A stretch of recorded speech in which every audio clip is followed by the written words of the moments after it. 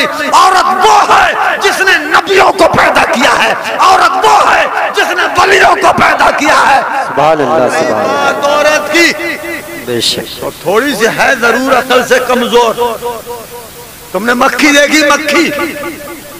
مکھی کی عادت ہے ابھی اڑے گی مصری پہ جا کے بیٹھ جائے گی، کھلا مل جائے تو منقے پہ جا کے بیٹھ جائے گی، رس بھری پہ جا کے بیٹھ جائے گی، گلاب جامن پہ جا کے بیٹھ جائے گی، برفی پہ جا کے بیٹھ جائے گی، کشمش پہ جا کے چھوارے پہ جا کے بیٹھ، کھجوروں پہ جا بیٹھے گی، موقع لگ جائے جہاں، اور کم وقت وہاں سے اٹھے تبھی لیٹرین پہ جا کے بیٹھ جا۔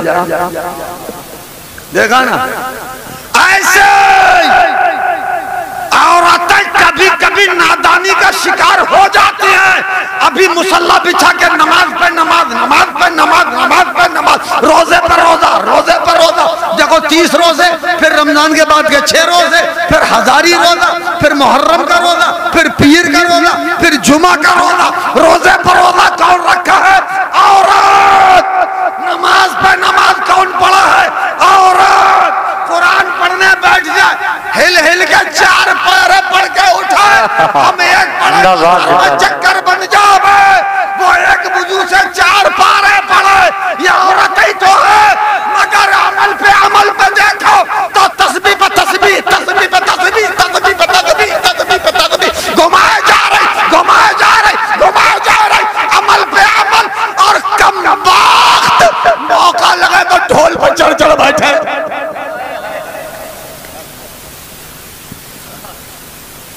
موقع لگے تو گیتوں کے لمبے لمبے سرے بے سرے لے ڈالے۔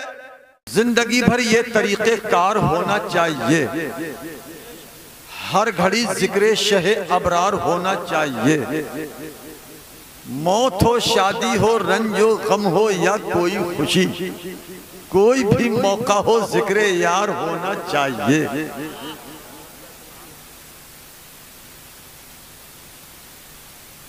آج کا یہ عظیم الشان اور روح پرور پروگرام عالی جناب عزت مآب سلطان صاحب نے یا ان کے بھائی اور گھر والوں نے اپنے راحت قدے اور دولت قدے پر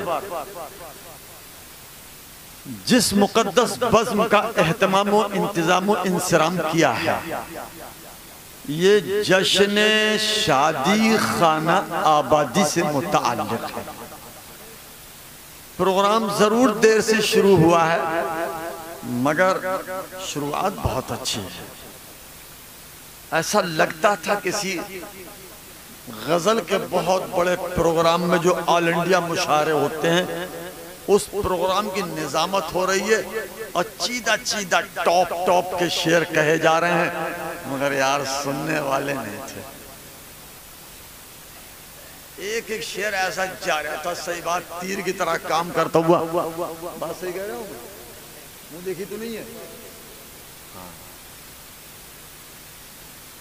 اگر کہیں اہل علم کا مجمع ہوتا، اس میں 2-4 شاعر بیٹھے ہوئے ہوتے، 2-4 علماء اور بیٹھے ہوتے، ارے کود جاتے ہیں اور اپنا تو پھر یہ حالات دیکھ کے یہ کہنے پہ مجبور تھے، مایوس ہو کے لوٹ جاؤں مجھے اس کا غم نہیں،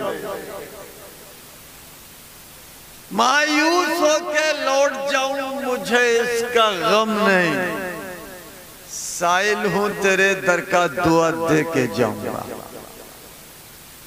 اور گلشن میں حشر تک کبھی نہ آ سکے خزاں، اہل چمن کو ایسی فضا دے کے جاؤں گا، جس کا نشہ چڑھے نہ اترے تمام عمر، جس کا نشہ چڑھے نہ اترے تمام عمر، سب کو میں وہ شراب وفا دے کے جاؤں گا۔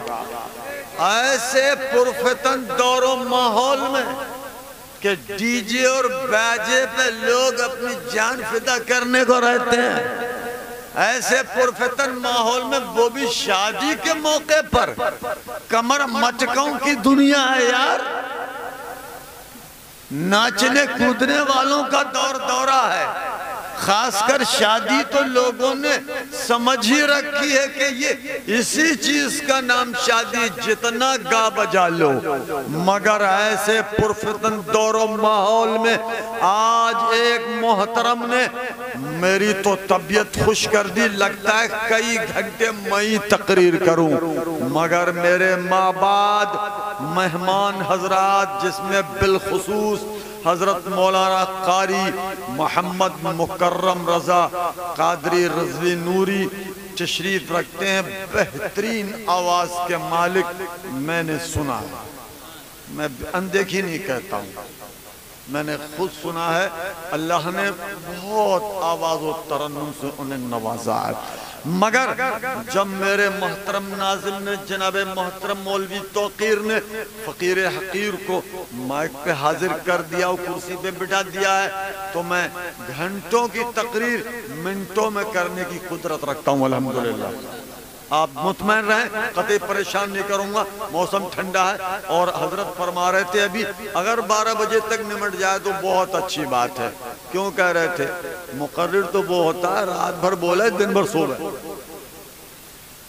مگر یہ مدرس ہیں، یہ پیچھے قافلہ جو بیٹھا ہوا ہے یہ ایسے لبالب جام پلاتے ہیں علم کے، تو ان کو یہ فکر ہے پروگرام جلدی سمٹ جائے، میں جا کے گھنٹے 2 گھنٹے آرام کر لوں گا، فجر میں اٹھوں گا، بعد فجر بچوں کو میں پھر دین و اسلام کا کام دینا شروع کر دوں گا۔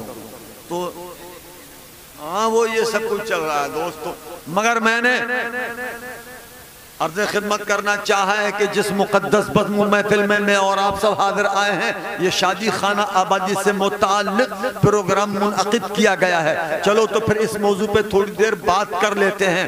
ایسے پرفتن ماحول و طور میں اللہ کے رسول کی رضا کے لیے اس پروگرام کو سجانا، اور خاص کر شادی تو ہوتی ہی رضائے خدا و رسول کے لیے ہے، اس میں کچھ اور نہیں ہے بھئی، نکاح کا نام شادی ہے، مقصد ہے نکاح کرنا، اور یہ کوئی آج کی نئی بات نہیں، یہ تو ابا کے ابا، ابا کے ابا، ابا کے ابا حضرت آدم علیہ السلام کا پہلے ہو چکا ہے، اماں کی اماں، اماں کی اماں، اماں کی اماں حضرت حوا کا پہلے ہو چکا ہے۔ اور سنو، اپنے آقا صلی اللہ تعالیٰ علیہ وسلم ارشاد فرماتے ہیں نکاح میری محبوب ترین سنت ہے، اور جو اس سے اعراض کرے، اسے محبوب و پسند نہ کرے، نکاح کو قبول نہ کرے، آقا فرماتے ہیں وہ تو مجھ سے ہے ہی نہیں۔ گویا میری غلامی میں آنا چاہتے ہو، وقت مقررہ پہ نکاح کرنا پڑے گا، میرے محبوب بننا چاہتے ہو، وقت مقررہ پہ نکاح کرنا پڑے گا، میرے قریبی بننا چاہتے ہو، وقت مقررہ پہ نکاح کرنا پڑے گا۔ نکاح میری محبوب ترین سنتوں میں سے ایک پاکیزہ و پوتر سنت ہے جس کو میں بہت اہمیت دیتا ہوں۔ مجھے اپنی زندگی و حیات طیبہ میں 3 چیزیں بہت پسند ہیں۔ آقا کریم فرماتے ہیں سب سے پہلے مجھے نماز بہت پسند ہے، پھر مجھے خوشبو بہت پسند ہے، پھر مجھے بیویاں بہت پسند ہیں۔ صحابہ نے کہا یا رسول اللہ نماز آپ کو بہت پسند ہے، وجہ؟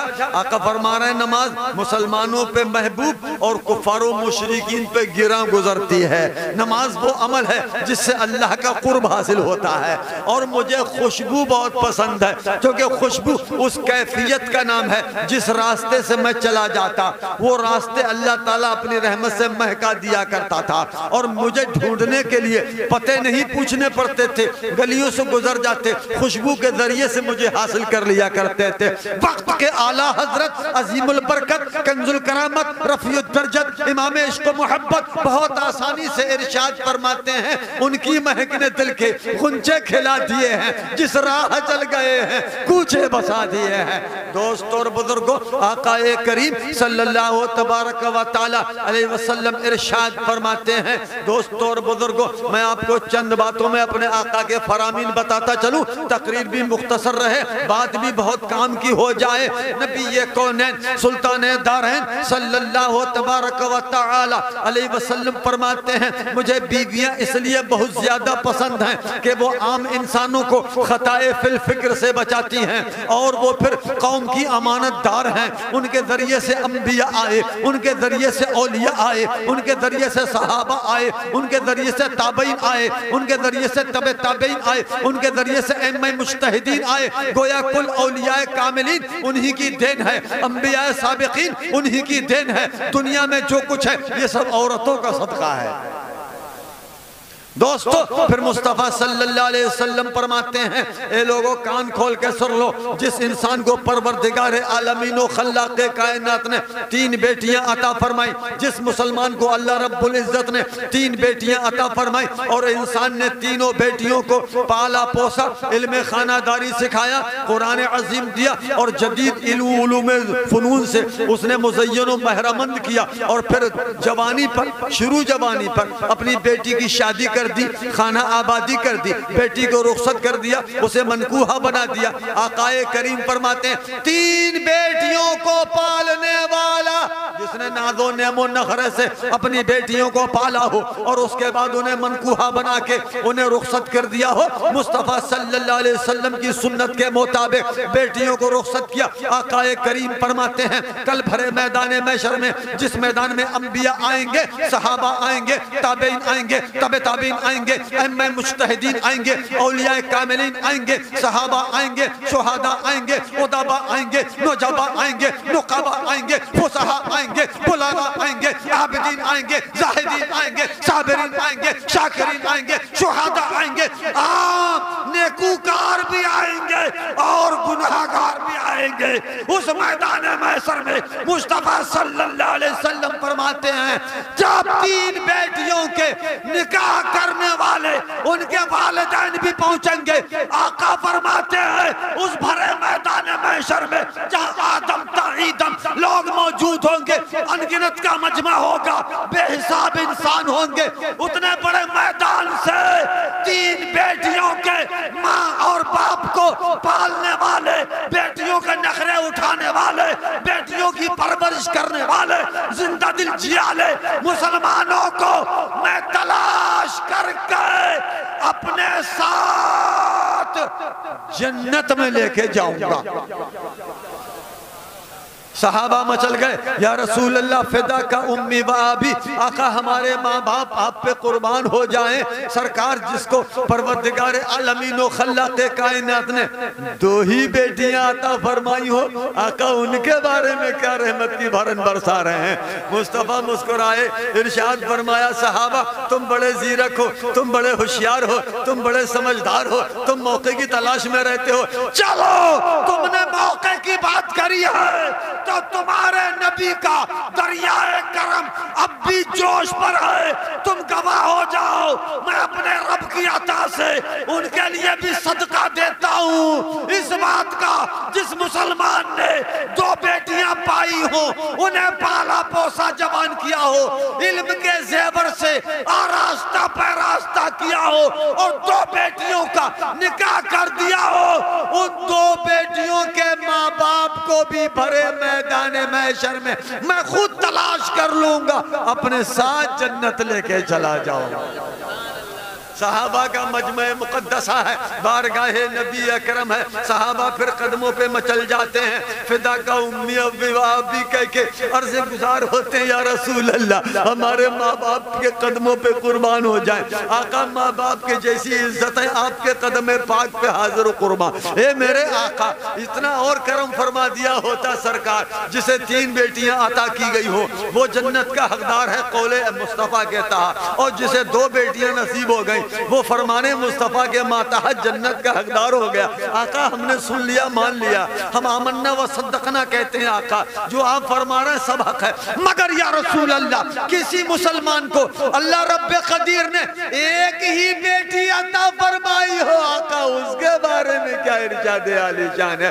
مصطفیٰ صلی اللہ علیہ وسلم بہت مسکرا گئے اور آقا نے فرمایا تم تو بہت ہی موقع کی تلاش میں رہتے ہو کہ مصطفیٰ کب رحمت کی بھرن برسائیں اور ہم اپنا دامن پسار ہیں۔ تو سنو صحابہ، جب تم آج موقع سے بات کرنے حاضر آ گئے ہو اپنے کرم والے نبی کی بارگاہ میں، تو تم بھی ملاحظہ کر لو جب اللہ رب العزت نے کسی کو 1 ہی بیٹی عطا فرمائی ہو، اس انسان نے اپنی بیٹی کو ناز و نعم و نخرے محبتوں سے پال کے سینے پر بٹھا کے پروان چڑھایا ہو اور گھر میں بیٹی کا خاصی پیار کیا ہو، اچھی محبت دی ہو، لڑکوں سے زیادہ لڑکی اور بیٹی کو سمجھا ہو، گھر میں جب کوئی کھانے پینے کی چیز لے کے آئے پہلے بیٹی کو دے بعد میں بیٹوں کو دے، کیا پتا بعد شادی اس کے شوہر اور سسرال والوں کا کیا پتا کیا مزاج رہے گا. اس لیے آج اپنی بیٹی پہ خوب قربانیاں کر لے, محبت سے پال لے, پیار جتنا تجھ سے دے ملے دے لے. اگر کسی ایک بیٹی کے ماں باپ نے محبتوں سے پیار سے ایک بیٹی کو پالا اور پال کے جوان کیا اور میری شریعت میری طبیعت کے مطابق بیٹی کو نکاح کر کے رخصت کر دیا, اس بیٹی کی رخصتی پر آنکھوں میں آنسو ڈبڈباتے رہے, آنکھیں روتی رہی, دل روتا رہا, بیٹی کا ڈولا اٹھتا رہا, اور صبر کی بھاری سی سل ماں باپ اپنے سینے پہ رکھ کے اپنی بیٹی کی رخصتی کو دیکھ کے دیواروں کی آڑ پکڑ رہے ہوں. یاد رہے جب بیٹی کی رخصتی پر باپ کی ماں باپ کا ایک آنسو بھی گرے گا 70,000 نیکیوں کا برابر مقابلہ کرے گا. بیٹی کی اہمیت کو سمجھنے والے سن لے کان کھول کے. نعرہ تکبیر, نعرہ رسالت, نعرہ رسالت. آج قاری محمد الیاس صاحب قبلہ نعرہ تکبیر. آج مہنگائی اور بہر و روی کے عالم میں ہماری قوم اتنی پریشان ہے جس کا کوئی جواب نہیں. مجبور ہو کے لوگ بیٹیوں کی پیدائش پر ایسے گھنونے جملے بھی استعمال کر لیتے ہیں. 8 ڈگری آ گئی ہے یار, مقدمہ آ گیا ہے, مطلب پریشان ہے. اپنی بیٹی کے جوان ہونے پر اس غربت و بے بسی کے عالم میں رشتہ لے کے کہاں جاؤں گا, کیسے کسی کے گھر اور در پہنچوں گا. نہ میری حالت اس طرح کی ہے, نہ میرے گھر و کاروبار اس طرح سے ہیں کہ میں کسی کے گھر اپنی بیٹی کا رشتہ لے کے جاؤں. لوگ جوتی چپلوں سے پہچان لیتے ہیں یہ جہیز میں دے گا کیا, برات کو کھلائے گا کیا, کہاں بٹھائے گا, کیسے کوئی شادی حل کر پائے گا نہیں کر پائے گا. مصطفیٰ صلی اللہ علیہ وسلم فرماتے ہیں میری شریعت و طبیعت کے مطابق ایک بیٹی کو پال پوس کے رخصت کرنے والے مسلمان کان کھول کے سن لے, کل بھرے میدان محشر میں زمانہ اپنے شفیع المذنبین کو تلاش کرے, زمانہ اپنے محسن کو تلاش کرے, زمانہ اپنے کریم آقا کو تلاش کرے, زمانہ اپنے مہربان کو تلاش کرے, زمانہ اپنے ضامن کو تلاش کرے. آقا فرماتے ہیں بھرے میدان محشر میں ایک بیٹی کے ماں باپ کو میں خود تلاش کر لوں گا, میں خود تلاش کر لوں گا. تو ایک بیٹی کو پا کر خوش ہو جا اور محبت سے پال جوان کر, اس کی شادی کر دے. میں تجھے خود تلاش کر لوں گا, مجھے تلاش کرنے کی تیرے لیے کوئی دقت نہیں. تو مجھے تلاش کر نہ کر تیری مرضی, تو نے کام وہ کیا ہے, میں تجھے خود تلاش کر لوں گا. آقا کونین سلطان دارین صلی اللہ تبارک و تعالی علیہ وسلم کی وہ عظیم ترین شخصیت الحمدللہ. آقا کونین صلی اللہ تعالی علیہ وسلم فرماتے ہیں بیٹیوں کی شادی سے متعلق آپ جہیز وغیرہ پہ بہت زیادہ توجہ نہ دیا کریں, بلکہ بیٹی کو کسی بہت شریف النفس اور سلیم الطبع انسان کو دیکھ کے رشتہ دے دیا کریں. بقیہ سب معاملات اللہ و رسول کے حوالے کر دیا کریں. ہمارے یہاں کے حالات بڑے پرخطر ہوتے جا رہے ہیں. مسلمان جہیز کو لے کے بہت زیادہ آگے بڑھتا جا رہا ہے. بیٹیوں کے ماں اور باپ کی پریشانیاں بڑھتی جا رہی ہیں. اس سے متعلق ہمارے علماء برابر سمجھا رہے ہیں قوم اللہ و رسول پہ بھروسہ کرو, تمہارا بیڑا پار ہو جائے گا. آقا کونین صلی اللہ علیہ وسلم فرماتے ہیں بیٹی رحمت ہے, بیٹی نعمت ہے, بیٹی جنت ہے. نبی پاک علیہ السلام کی بارگاہ میں صحابہ حاضر, یا رسول اللہ فداک امی و ابی, بیٹی ایک ہے, معاملات 3 ہیں. ایک ہی بیٹی نعمت بھی ہے ایک وقت میں, ایک ہی بیٹی رحمت ہی ایک وقت میں, ایک ہی بیٹی ہے جنت بھی ہے اسی وقت میں. یہ فلسفہ بہت دشوار گزار ہے, اس کا سمجھنا مشکل ہو رہا ہے. آقا کریم تعلیم فرماتے ہیں بیٹی نعمت ہے. جس گھر میں بیٹی پیدا ہوتی ہے اس وقت اس کے گھر پہ اللہ کی نعمتوں کے دروازے کھل جایا کرتے ہیں. اس گھر میں بیٹی کی آمد پر اظہار خوشی کرنا چاہیے. فوراً اللہ کی نعمتیں برکتیں اس کے گھر کا دروازہ دیکھ لیا کرتی ہیں. بیٹی اپنے ماں باپ کے گھر والوں اور گھر کے لیے نعمت ہے. اب بیٹی بڑی ہو جاتی ہے, جوان ہو جاتی ہے, نبی پاک کی سنت کے مطابق اس بیٹی کی شادی کی جاتی ہے. رخصتی کا دن ہے. آج بیٹی شریعت مصطفیٰ کے مطابق اپنے ماں باپ کا گھر در چھوڑ کر اب پھر اپنے شوہر ایک اجنبی مسلمان کو جس کو گھر والوں نے رشتہ دے دیا ہے اسے اپنا خاوند مان لیتی ہے. دو چار مسلمانوں کے موجودگی میں, جسے وکیل و گواہان کہتے ہیں, ان کی موجودگی میں بیٹی اپنی طرف سے اذن نکاح عطا فرماتی ہے. مجھے منظور ہے وہ شہزادہ جس کا آپ نام لے رہے ہو, مجھے مہر منظور ہے جو آپ میرے لیے مقرر فرما رہے ہو, میری طرف سے اجازت ہے, میں نے آپ کو اذن دیا. اذن کا معنی ہوتا اجازت. میری طرف سے پھل منظوری ہے, مکمل منظوری. آپ جا کے ایجاب و قبول کرا دیجئے. اس عورت و لڑکی نے ایک غیر مسلمان کو اپنے بزرگوں کے صاحبان میں رہ کے ان کے عطا اور ان کی فرمان کی ماتحتی میں اس نے اپنی زندگی کو دوسرے کے حوالے کرنے کے لیے عزم مصمم کر لیا. نکاح قبول ہو گیا. ادھر جاتے ہی ایجاب و قبول ہو رہا ہے.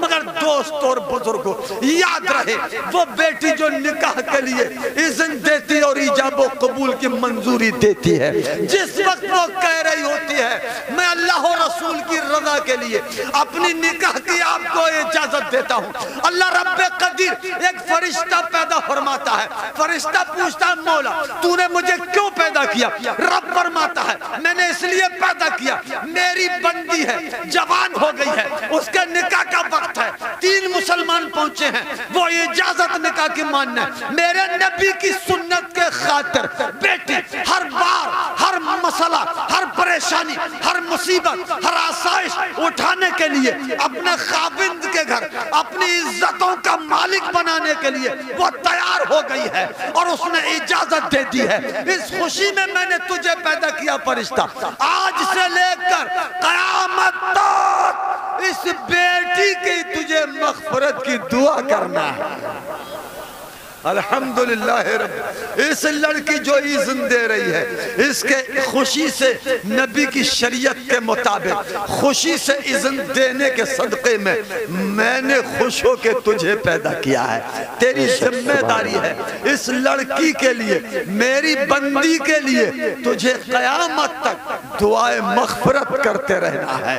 جب اس کا ایجاب و قبول کا وقت ہوتا ہے اور لڑکے کے سامنے خبر پہنچائی جاتی, یہ دونوں گواہان ہیں, یہ صاحب وکیل صاحب, یہ قاضی صاحب حضرت ہیں, اتنے مہر کے بدلے اور عوض تمہارا نکاح کیا جاتا ہے. نوشاد کا نام, بیٹی کا نام یہ ہے, والد کا نام یہ ہے, اتنے مہر کے بدلے میں آپ کو ایجاب و قبول کے لیے راضی کیا جاتا ہے کہ آپ قبول کرتے ہیں. آج کل کے دور میں لا علمی کی وجہ سے لڑکے لوگ بیچارے سر ہلا دیتے ہیں یا ہوں کر دیتے ہیں. نہ یہ ہوں کرنے کی جگہ ہے, نہ خالی سر ہلانے کی جگہ ہے. بڑی دیانتداری کے ساتھ کہیے گا میں نے اس لڑکی و بیٹی کو قبول کیا جس کا آپ نام لے رہے ہیں, یا مجھے جو ایجاب و قبول کرا رہے ہیں میں نکاح میں اپنے لیتا ہوں, قبول کرتا ہوں بہت ایمانداری سے, صاف صاف جملے. مگر یاد رہے جسے قبول کر رہے ہو سوچ سمجھ کے قبول کیا کرو, غور و فکر پہلے کر لیا کرو.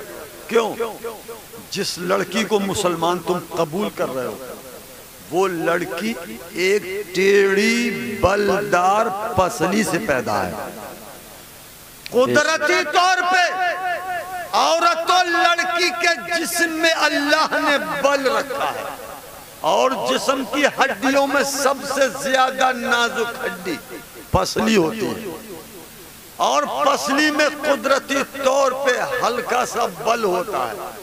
اگر آپ اسے سیدھا کرنے کی کوشش کریں گے، سیدھے کے چکر میں وہ بلدار ہڈی فریکچر ہو جائے گی، چٹک جائے گی، ٹوٹ جائے گی۔ اور یہاں کا عالم یہ ہے، اٹھاؤں جوتی، اٹھاؤں چپل، پہنو پہنو مت پہنو، پاؤں کی جوتی برابر ہے۔ یہ ادھیکار کس نے دے دیا؟ ارے مسلمان، تجھے یہ ادھیکار کس نے دے دیا؟ تو بھی اللہ کا بندہ ہے، وہ بھی اللہ کی بندی ہے، تو بھی اسی نور سے پیدا، وہ بھی اسی نور سے پیدا۔ ابے بے شعورے، تو نے قبول کرتے ٹائم نہ سوچا میں جسے قبول کر رہا ہوں وہ قدرتی طور پر ٹیڑھی ہے؟ ارے وہ تو ٹیڑھی ٹیڑھی چڑھے گی یار، وہ تو قبول کرتے ٹائم سوچ لیتا میں جسے قبول کر رہا ہوں اللہ نے اس کے اندر تو بل قدرتی طور پہ رکھا ہے، وہ تو حضرت آدم کی بائیں پسلی سے پیدا کری گئی ہے۔ آدم علیہ السلام تو جنت میں اکیلے رہ کر رہتے، ہزاروں سال رہ لیے، اے اللہ تیری جنت میں اکیلے رہتا ہوں۔ پروردگار نے انہی کی پسلی سے ایک عورت کو پیدا کیا، اسی عورت کا نام حضرت حوا ہے جو پوری دنیا کی ماں ہے، ٹھیک؟ تو وہ تو جب بائیں پسلی سے پیدا ہے تو پسلی میں تو بل ہوتا ہی ہے۔ تو جسے قبول کر رہا ہے قدرتی طور پہ اس میں بل ہے، نہ تو تجھے یہ کہنے کا حق ہے کہ پاؤں کی جوتی اور چپل کے برابر عورت ہے، چاہو تو پہنو، جب چاہو نکال پھینکو۔ یہ جملہ تو کہہ کے گناہگار ہو رہا ہے، وہ جوتی اور چپل کی اوقات کے برابر نہیں۔ عورت وہ ہے جس نے نبیوں کو پیدا کیا ہے، عورت وہ ہے جس نے ولیوں کو پیدا کیا ہے۔ سبحان اللہ، سبحان اللہ، عورت کی بے شک تو تھوڑی سی ہے ضرور عقل سے کمزور۔ تم نے مکھی دیکھی؟ مکھی کی عادت ہے ابھی اڑے گی مصری پہ جا کے بیٹھ جائے گی، کھلا مل جائے تو منقے پہ جا کے بیٹھ جائے گی، رس بھری پہ جا کے بیٹھ جائے گی، گلاب جامن پہ جا کے بیٹھ جائے گی، برفی پہ جا کے بیٹھ جائے گی، کشمش پہ جا کے بیٹھ، چھوارے پہ جا کے بیٹھ، کھجوروں پہ جا بیٹھے گی، موقع لگ جائے جہاں، اور کم وقت وہاں سے اٹھے تبھی لیٹرنگ پہ جا کے بیٹھ جا۔ دیکھا نا؟ ایسے عورتیں کبھی کبھی نادانی کا شکار ہو جاتی ہیں، ابھی مصلی بچھا کے نماز پہ نماز، نماز پہ نماز، نماز پہ نماز، روزے پہ روزہ، روزے پہ روزہ، دیکھو 30 روزے، پھر رمضان کے بعد کے 6 روزے، پھر ہزاری روزہ، پھر محرم کا روزہ، پھر پیر کا روزہ، پھر جمعہ کا روزہ، روزے پہ روزہ کون رکھا ہے؟ عورت۔ نماز پہ نماز کون پڑھا ہے؟ عورت۔ قرآن پڑھنے بیٹھ جائے، ہل ہل کے 4 پارے پڑھ کے اٹھائے، ہم ایک پڑھے چکر بن جاوے، وہ ایک وضو سے 4 پارے پڑھے، یہ عورت ہی تو ہے، مگر عمل پہ دیکھو تو تسبیح پہ تسبیح، تسبیح پہ تسبیح، تسبیح پہ تسبیح، تسبیح پہ تسبیح، گھمائے جا رہے، گھمائے جا رہے، گھمائے جا رہے، عمل پہ عمل، اور کم وقت موقع لگے تو ڈھول پہ چڑھ چڑھ بیٹھے۔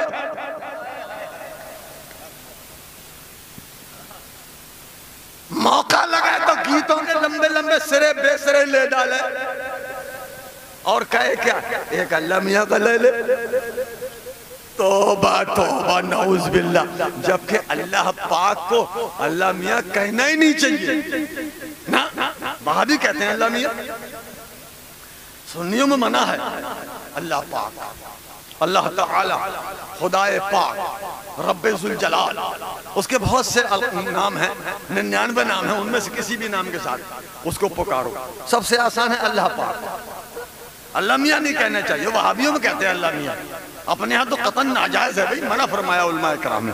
اور یہ جب ہمارے بجائے بے نادان عورتیں ہیں، وہ ہمارا لمبے لمبے بھٹے کی چمنی کا دھواں اور ان کا گیت برابر بیٹھ گیا۔ صحیح بات، چلا جارات بلائی سرہ پتھر ہے۔ تم جس کو قبول کر رہے ہو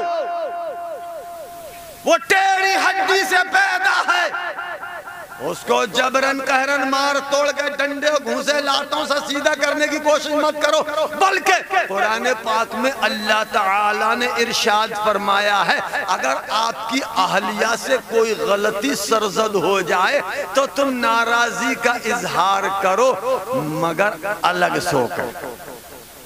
یہ ہے حکمت، یہ ہے حکمت۔ قرآن پڑھا کرو دوستو، اللہ نے فرمایا قرآن پاک کے ذریعے بندوں کو حکم کہ تم ناراضی کا اظہار کیا کرو کچھ آنکھوں سے، باقی الگ سوک ہے۔ سمجھدار عورت سمجھے گی آج خاوند ناراض ہے، وہ کبھی بھی راضی کر لے گی آپ کو، آپ ناراضی کا اظہار کیا کرو، مارنے توڑنے سے کچھ نہیں ہوتا، مصطفیٰ نے منع فرمایا ہے۔